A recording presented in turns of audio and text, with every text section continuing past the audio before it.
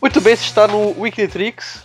Aqui é o Antônio Matheus e haja assunto, não haja assunto, estamos aqui. Eu sou o Vitor Willer. Inflação é sempre pior para quem é mais pobre. Aqui é o Guilherme e... Já deu 1 minuto de silêncio aí? Certo, então a gente está aqui hoje, vamos falar sobre o que está afligindo a economia essa semana. Cara, a gente tá numa entre-safra aí de indicadores no Brasil.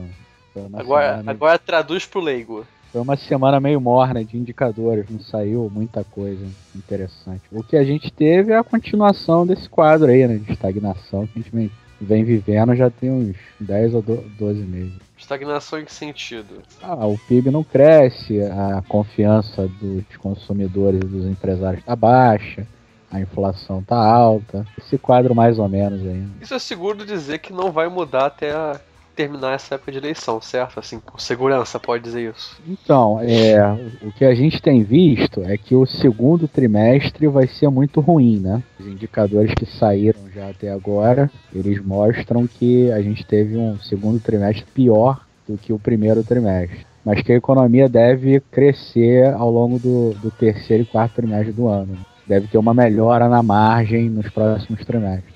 Mas nada muito grande não. O Itaú, por exemplo, está prevendo um crescimento de 1% esse ano, que é o crescimento mais baixo dos últimos anos, desde 2009, né? 2009 afetado pela crise, né? A gente teve um crescimento de 0,3, menos 0,3, se não me engano. Em 2012 a gente teve 1% também.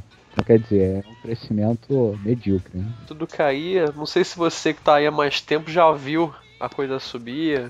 Mas desde que eu comecei a estudar economia, só vejo tudo cair, tudo piorar. Eu já vi a coisa subindo, já vi. Mas o que a gente está vivendo hoje é um resultado direto de uma combinação de política econômica que não deu certo, né? A gente viu que o governo fez a tal da política econômica anticíclica no pós-crise, né? Para tentar incentivar consumo. Isso daí deu certo em algum momento, porque é estímulo na veia da economia, né? Mas como isso não incentivou o aumento da oferta de produtos, de bens e serviços, porque a oferta ela tem os obstáculos dela, né, que a gente já sabe. Então esse incentivo de política econômica ele só gerou maior endividamento das famílias. As famílias hoje, qualquer pesquisa que você veja aí, elas estão completamente endividadas. E, dado que elas estão endividadas, elas não aumentam o consumo mais via crédito. E como a oferta não consegue crescer por causa dos obstáculos de infraestrutura, esse ambiente econômico lindo que a gente tem aqui, então o crescimento é isso aí mesmo, é 1%, 1,5% no máximo.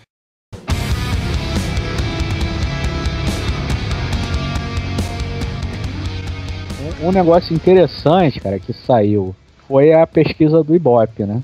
Que mostra que a Dilma percentual de ruim e péssimo, né? Ultrapassou o percentual de bom e ótimo, né? Pela primeira vez, desde 2005, a avaliação do governo federal é tão ruim, né? Nem na época do protesto, ano passado, a avaliação do governo federal foi tão ruim como está sendo agora. Calma, você falou que ela passou de ruim, péssimo para bom, ótimo? Não, é porque lá naquela pesquisa você tem algumas avaliações, né? Você pode avaliar o governo como ruim ou péssimo, ou ótimo e bom. São essas 4 classificações. A soma de ruim e péssimo, pela primeira vez desde dezembro de 2005, superou a soma de ótimo e bom. Ah, tá. Nem na época do protesto, ano passado, isso tinha acontecido. Por acaso, Vitor, você tá com um sorriso aí no rosto? Você tá... Não, eu acho que ninguém desconfia do que eu não gosto do PT, né? Nunca gostei. E tô comemorando um bom resultado.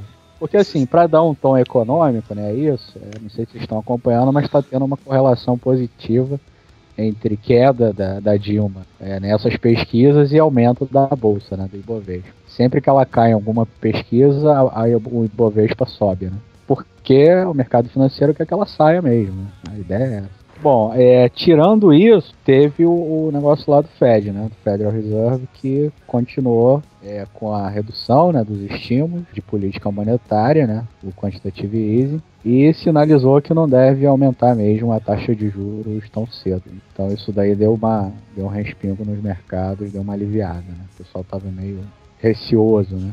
Mas parece que pesou o fato que o PIB do primeiro trimestre foi muito ruim, né? Por conta do inverno rigoroso que teve lá. Vocês que gostam de ir pra Nova York, vocês devem saber que o inverno esse ano foi horrível, né? Vocês que gostam, qual é a visão? Um dia o Vitor me chama de fudido, outro dia ele fala que gosta pra Nova York. Beleza. Fica aí o paradoxo.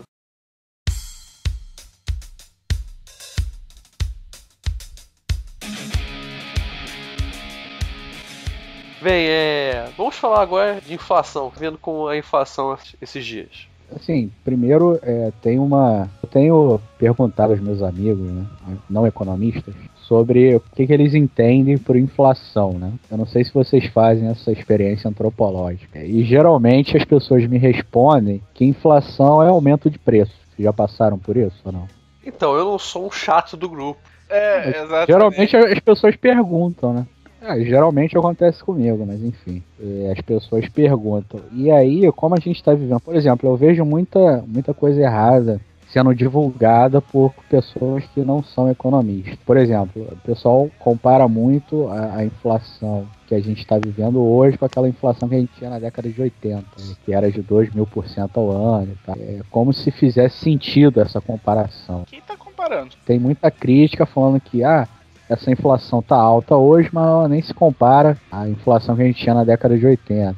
Meio que querendo defender, de certa forma, o que o governo tá fazendo em termos de política econômica. Eu vejo muito essa comparação, principalmente com o Fernando Henrique também, e até com a década de 80. O que eu acho que é muito diferente, né? Não dá para comparar essas coisas. Então, mas por que tá errado essa comparação?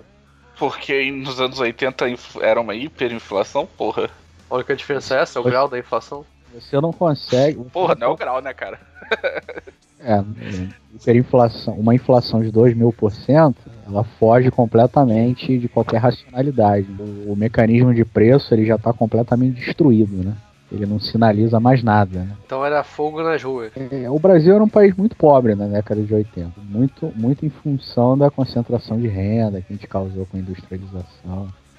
A questão que eu queria falar da inflação é que as pessoas costumam associar a inflação com aumento de preço, né? Na verdade, a inflação ela não é necessariamente isso. Os preços eles aumentam, o nível geral de preço de uma economia, a tendência dele é aumentar. Isso é um ponto. Por isso que as pessoas sempre falam, há 10 anos, R$100 comprava a Marvel que compra hoje. Isso daí já é dado. O nível geral de preço ele sempre vai aumentar em qualquer lugar do mundo. Seja aqui, seja nos Estados Unidos ou em outro país. Que muda é o grau. O que muda, o que a gente chama de inflação, né, é a taxa de crescimento do nível geral de preço. Essa taxa de crescimento ela pode ser maior ou menor dependendo da política econômica. É isso que a gente entende, né? Quando eu falo os economistas, né, eles entendem como o que seja inflação. Por isso que, assim, eu gosto muito de comparar Brasil e Estados Unidos. Eu acho que não tem nada na economia brasileira que impeça de ter uma inflação normal como a dos Estados Unidos. E se a gente pega do plano real para cá, a inflação do Brasil acumulada, ela foi de quase 300%. E a dos Estados Unidos, na mesma época, foi de 60%. Então, quer dizer, alguma coisa está errada para a gente ter uma inflação tão alta quanto essa. E eu coloco na conta do que está errado, basicamente, a política econômica. E, claro, as reformas estruturais que a gente não aprovou para destravar o aumento da oferta de bens e serviços da economia. São as duas coisas que a gente não fez, ou fez mal feito, e aí a gente tem essa inflação. Lembrando sempre que a inflação, ela afeta sempre os mais pobres, né? Que é quem não pode recorrer a contas remuneradas, a título de renda fixa para se proteger da inflação. Eu conversei sobre isso ontem com a minha mãe. Eu perguntei para ela como que funcionavam os restaurantes nos anos 80. Aí ela falou que ela não via muita diferença, porque a conta dela era remunerada. Quem sofria com isso eram os pobres. Porque se a gente tem uma curva lá, preços e salários. Os salários eles sempre correm atrás dos preços, eles nunca vão crescer mais do que os preços, em tempos normais, claro. E aí você nunca consegue repor toda essa perda que a inflação gera, né? E você sempre vai ficando mais pobre a cada período de tempo.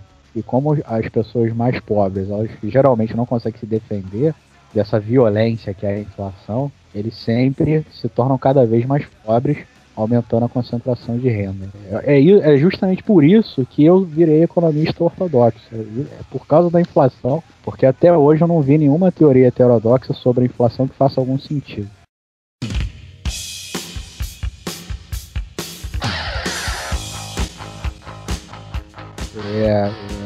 Vamos falar mal do Manteiga, então.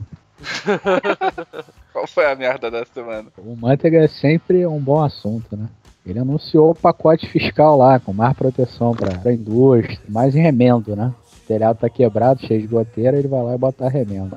Foi semana retrasada. Ele anunciou um pacote estendendo aquelas compras, margem de preferência para produtos brasileiros. O produto brasileiro pode custar até 25% mais do que o produto estrangeiro, que ainda assim ele pode ganhar uma licitação pública em determinados setores, né? Isso daí, para quem leu algum livro de história brasileira, de economia brasileira, já foi feito várias vezes aqui. Só gerou ineficiência e produtos caros para o Brasil, né? Preços mais altos para o consumidor brasileiro. Nada além disso, não gerou maior eficiência, não gerou maior industrialização, não gerou nada, só maiores preços para os consumidores, né? E o governo da presidenta Dilma está insistindo numa coisa que já foi comprovadamente errada pela própria história brasileira, tirando outros países. E aí ele vai anunciar. É claro que o empresário desses setores adoraram, né? Se eu falo para você que você pode praticar um preço mais alto que o teu concorrente, que mesmo assim eu vou comprar teu produto, pô, isso é uma maravilha, né? Aí os empresários adoraram. Mas o consumidor brasileiro não deveria gostar disso. Considero mais uma manteigada.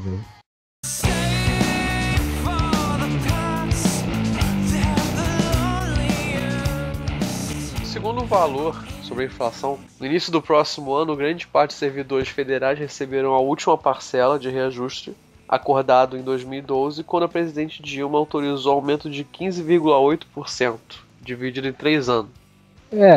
Teve um monte de greve, né? Em 2012, foi isso? Sim, foi. E aí o governo aprovou, o Ministério do Planejamento, né? Falou que estava apertado e tal, e conseguiu aprovar um reajuste de 15% parcelado em 3 anos, né? E aí você conseguiu com que os servidores topassem esse acordo e tal. E esse acordo vai pagar a última parcela no ano que vem, né? Que é 5%.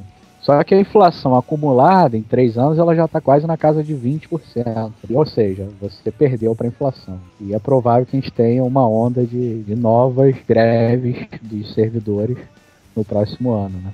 Dado esse vencimento desse acordo aí. Mas isso aí eu não sei se é tão novidade assim, né? Porque ano passado a gente teve greve em várias categorias. Esse ano a gente está tendo greve. A própria universidade, o pessoal está em greve. Então não sei se é novidade greve de servidor público no Brasil. Pelo menos nesse período recente, né? Na época do Lula, sim. Na época do Lula a gente não teve greve.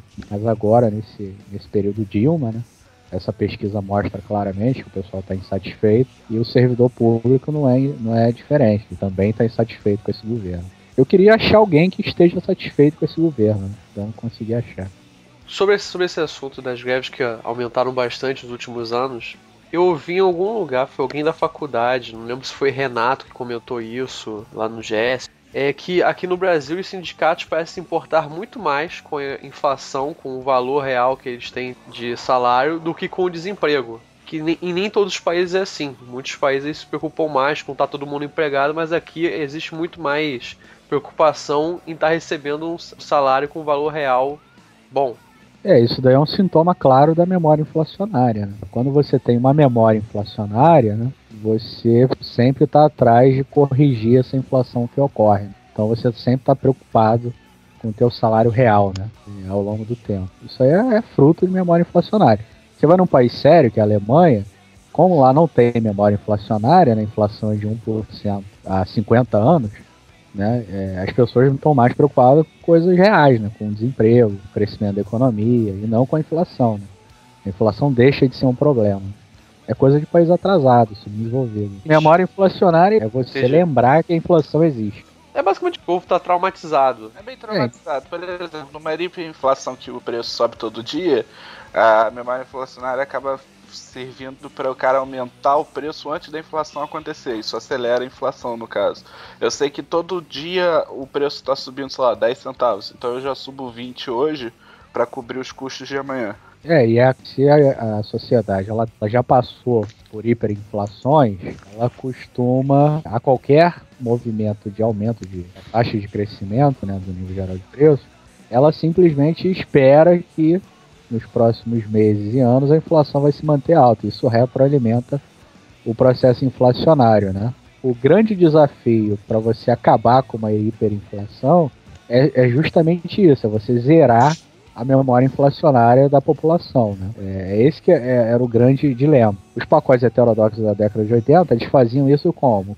Congelando o preço. E daí foi a grande inovação do Plano Real, que criou o RV para zerar a memória inflacionária da população, né? E a gente está vendo justamente hoje isso, né? Como a inflação está alta, né? Acima de 6% há 4 anos, as pessoas esperam que até 2018 a inflação vai continuar alta, vai continuar nesse nível aí. Por quê? Porque ainda tem uma memória inflacionária, né? A gente não conseguiu zerar de toda essa memória inflacionária da população. E isso é muito ruim, né? Para a economia. A minha avó fazer ainda compras do mês tem a ver com memória inflacionária? Exatamente. Anos 80, isso. Todas as épocas com hiperinflação. Eu não sei, porque é muito chato ir ao supermercado, né? Toda semana. Eu particularmente não gosto. Tá falando isso porque vai e também faz as compras do mês. Vai dizer que não faz, Vitor? É claro que eu faço. Eu não faço, não. Pra mim é horrível ir toda semana ao supermercado. Eu vou quase todo dia. Eu já passei os dias na casa do Guilherme, é tipo uma aventura. Eles nunca sabem como vai ser o dia deles em relação à comida. Nunca.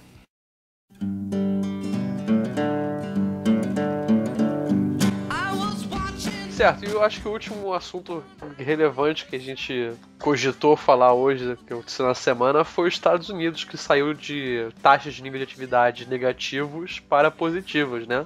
Isso aí não é íon, não, né? Íon? Saiu de taxa negativa para taxa positiva? O que é isso? É próton? Puta que pariu.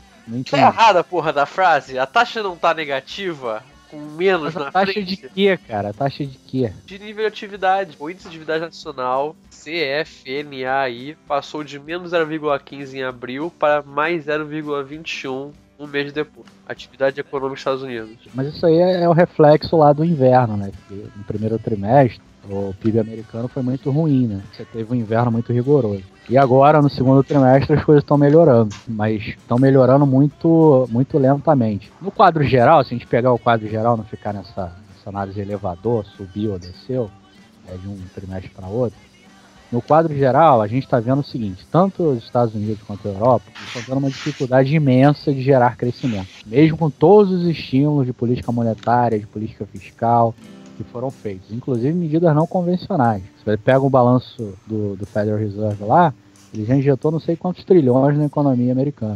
E até agora ela não alcançou uma trajetória firme de crescimento. Isso daí gera alguma coisa.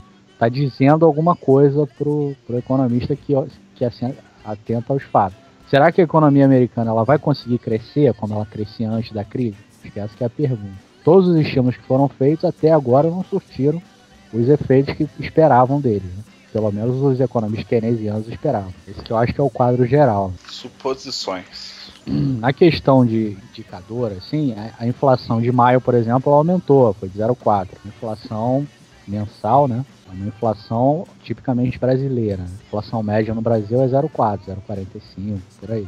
Mas não quer dizer que a economia vai apresentar um crescimento muito sustentado. Pode crescer um mês, pode crescer outro, deixar de crescer em outro mês.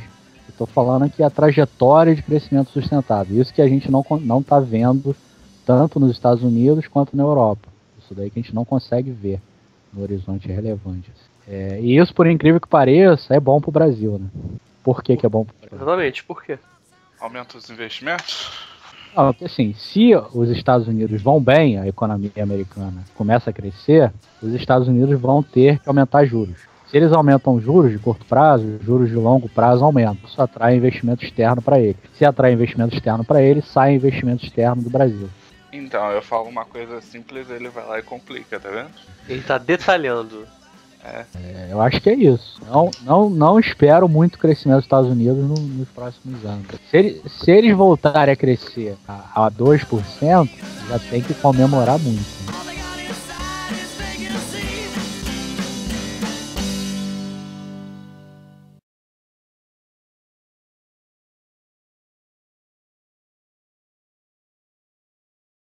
Você já tinha ouvido sim, ô Matheus. Quando eu gravei o piloto lá com o Vitor e eu te mandei, a gente falou sobre isso. Não, nem prestar atenção, não. Você não presta atenção em mim. Ih, querem que eu saia? Vai rolar uma DR? Não, cara, agora você faz parte, tem que estar presente. Qualquer Não, dia é contigo. Não me coloca nisso, não. Eu não tenho DR nem com mulher, vou ter com homem, pô. Tá maluco. Cara, preconceituoso é foda, é outros tempos. Cara, eu não me rendi aos novos tempos ainda, não.